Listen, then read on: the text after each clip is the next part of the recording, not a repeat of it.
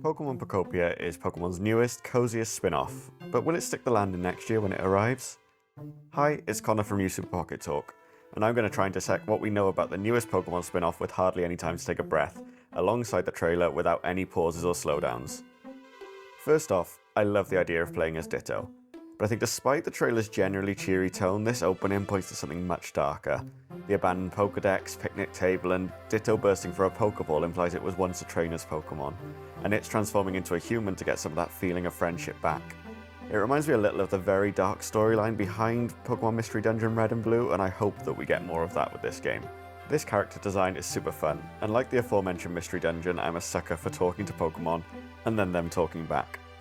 As an aside, these graphics look fun, but in the background they're already looking a bit ropey, and the game doesn't seem to be running at a resolution the Switch 2 is capable of. We've seen it run in 4K with other things, and the graphics in the background don't look quite right. But if I had to take a shot for every time I critiqued a Pokemon game's graphics, I would be comatose. I do love the whole concept of utilising Pokemon moves to alter the terrain like in Minecraft and Animal Crossing, and it's so uniquely Pokemon to have the monsters help rather than using tools. I can only hope that the area we get to use is much bigger than what we can see in this trailer.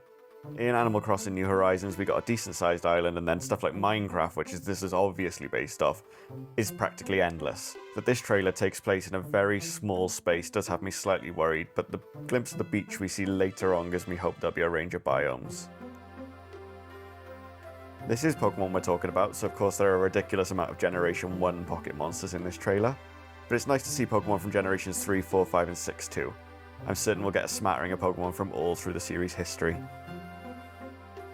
I love the extensive crops and flowers growing, and I wonder if they'll tie in with some kind of marketplace a la Stardew Valley, or if they'll just be used to attract and feed Pokemon. My biggest worry so far is we can see so many different concepts from the cozy game genre and from the sandbox genres that some of them could end up being a bit half-baked rather than fleshed out.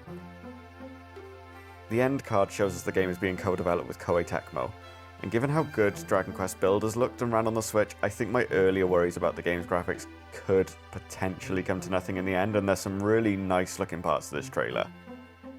It just needs a little bit more polish in the graphical department in time for its release date. Wow, that's all we've got time for today. Are you looking forward to Pokopia?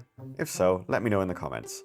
I'll be diving deeper as we get more news on the game, so subscribe for more analysis and information. If you enjoyed this video, please give it a like because it really helps small creators like me get seen. There are also links here to subscribe, or you can check out my other Pokemon news videos on the links on screen.